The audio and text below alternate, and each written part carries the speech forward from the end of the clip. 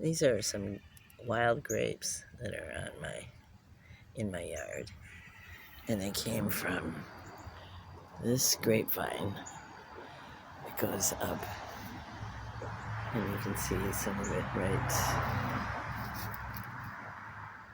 here.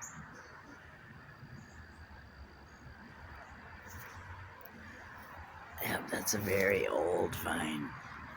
It's huge. There's a second one here too that goes up.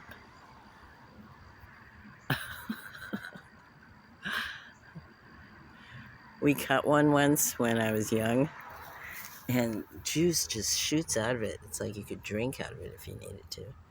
But these are still edible, actually. All right, bye-bye.